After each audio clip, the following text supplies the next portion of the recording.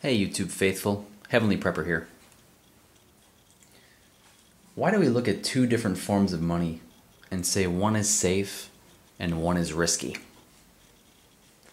We've been trained to believe that these dollars equal safety. I can pick them up, go to the grocery store, buy real food and other goods, and therefore I have assurances that I can get physical goods and services that I desire with a simple transaction, right? No risk. Well, what does the media tell us about silver and gold? That they're the most volatile asset classes you could possibly be in. That's like the definition of risk. The unknown. Silver's price moves up and down in this ad hoc, unexplainable way to the untrained observer. And I'm sure I don't want to go to the store and use this coin as a dollar payment, as you can see right there. It says right there, $1. Okay. You guys know the value of the silver content in this coin, and to give it up for a dollar would be foolish. But if I want to exchange it for its true value, the silver content, I've got to go find a coin shop or a bullion dealer, either locally or online, that's willing to trade these Federal Reserve notes first, and only then do I have value in the silver, according to the powers that be. So there's this extra step involved that creates this additional perceived risk, because there's no guarantee that anybody wants to buy your quote-unquote worthless coin, right?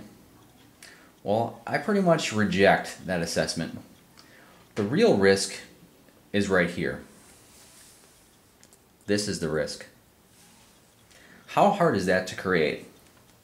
They don't even need to print these anymore. The Fed just creates the money out of thin air and loans it into existence to the government and then to us. It's also just a number in a computer. It's not even real currency. It's just a digital number on a screen and in a computer server somewhere.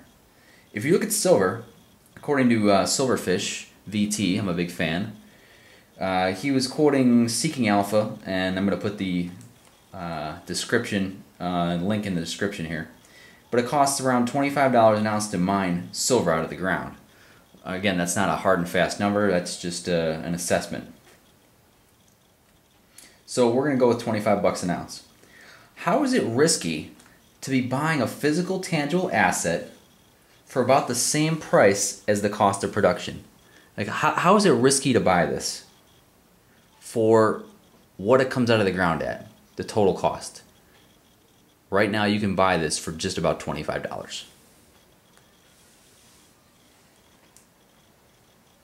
The market of silver is pretty thin, guys. I mean, a few multimillionaires or billionaires investors come along, put a small share of their wealth in precious metals, and something interesting would happen. You know, you might have failed deliveries, extended wait times, a big default. They can just print or generate this stuff, okay, out of thin air. Silver's been around as a form of currency for over 5,000 years. 5,000 years. How long has the dollar been around, and how long has it been backed by absolutely nothing? Since 1971, guys. That's it. 42 years. That's the track record that the United States has. So, what do you want to put your faith in? What's risky? What's safe? How much are your dollars worth that you had in 1971?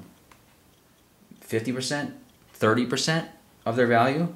They've only depreciated since 71. Silver's appreciated against the dollar. So why is it risky? Again, it's risky if you're a day trader, or if you're looking for a quick profit, or if you're playing in the paper markets. If you're a long-term investor, it's anything but risky, guys. I'm going to take this a step further right now. And some of you are not going to like this comparison, but I'm Heavenly Prepper, so I'm going to make the comparison anyways. We're talking about safety versus risk, and what the media and the powers that be tell us. And I'm going to take it to a more important level right now.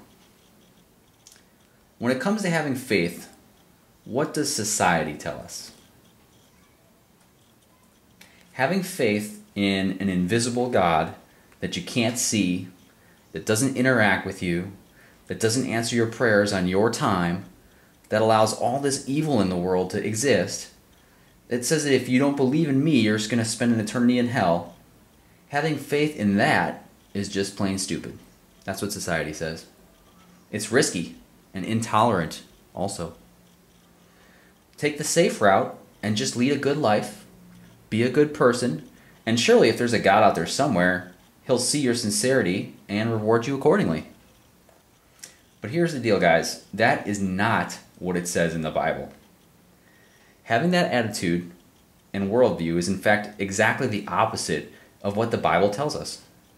But in society's opinion, that is the safe and preferred route, and the route that does not upset the apple cart. By just leading a good life according to human standards, by not being intolerant and saying you have knowledge of the one true path to God, by not openly talking about religion or faith since we don't want to offend anyone, we're acquiescing to what society says is the polite and right thing to do. But here's the bottom line, guys, and I'm just going to lay it out there, okay? What appears safe on the surface is actually the most risky option. And that's it. What appears safe is actually most risky.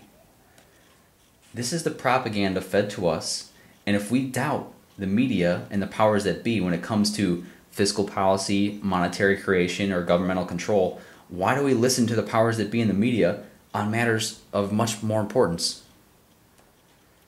I'm going to take the societal... I am not going to take the societal risky option. I'm going to risk offending some people, and I'm going to talk about these topics. In a free and open society, we're allowed to publicly debate positions from religion to politics to your favorite kind of iced tea. And we should be able to do this in a respectful manner. So I'm going to leave you with a question now. We're talking about our eternal matters now. We've stepped it up a notch. But let's get back to safety versus risk. If you personally believe, this is each individual here, that leading a good life is enough to get you into heaven or a post life positively, what are you basing it off of? If just leading a good life is enough to get into heaven, what are you basing this off of? What is the standard you're using for good enough? So who's defined as good enough and who is not defined as good enough? And what if you're wrong? I want you to think about those three questions. If you believe that just leading and living a good life is good enough.